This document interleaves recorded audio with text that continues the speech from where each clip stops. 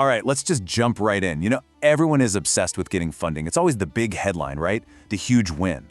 But what happens after the money hits the bank? That's what we're going to talk about today.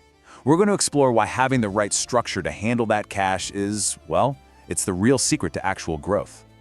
And honestly, this quote right here, this is the key to our entire explainer. It just frames the whole idea perfectly. Think about it. Financing, that's the raw power, the potential, it's the wind. But it's the governance, the system you have in place that actually lets you go somewhere with it. Without those sails, all that wind, it's just a lot of noise. Okay, so let's really break these two forces down. We all celebrate financing, right? That big gust of wind is seen as the ultimate Kickstarter for growth. But what happens if you can't actually control that power? What if that huge, powerful gust just rips through your company and leaves you right where you started? Or maybe even worse off? And that's really the crucial point. Money sitting in a bank account is just potential energy. It's static. It's not doing anything. It's the systems, the rules, the processes, in other words, the governance, that actually converts that potential into kinetic energy. That's what creates real, meaningful, forward progress for a company. Okay, so we've been using this sales metaphor a lot, but what does that actually mean in a business context? Let's get down to brass tacks and define what these corporate sales really are.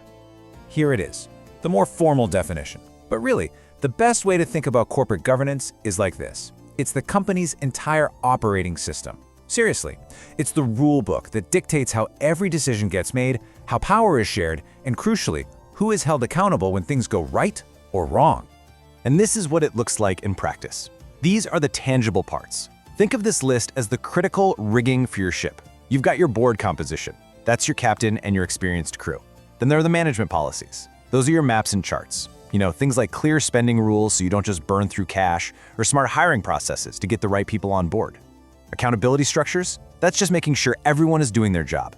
And corporate culture, well, that's the overall seaworthiness of the whole ship. All of these things together, that's what makes up your sales. All right, so what actually happens when you get that massive gust of wind? A huge round of funding, but you have absolutely no direction. What happens when your sails are torn, or maybe they just aren't there at all? Let's dive into the all-too-common story of a ship completely adrift at sea. And wow, this just lays it out so clearly. Look at the two totally different outcomes here.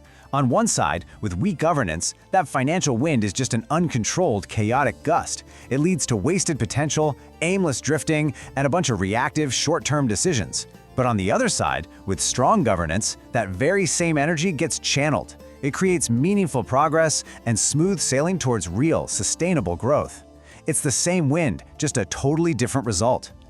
And believe me, business history is just littered with companies that followed this exact path to failure.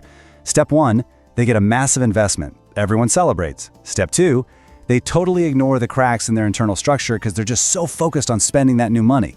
This leads directly to mismanaging those resources, and eventually, and this is the crazy part, that huge financial asset actually turns into a liability that sinks the whole company.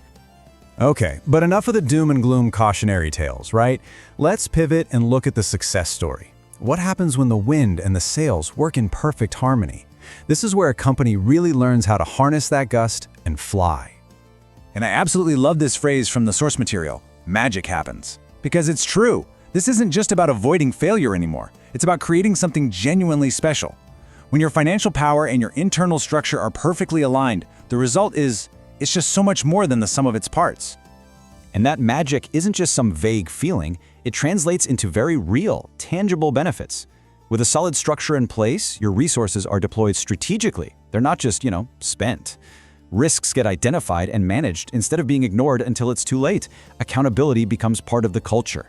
And this, right here, is how a temporary spike in funding gets transformed into real, sustainable, long-term growth.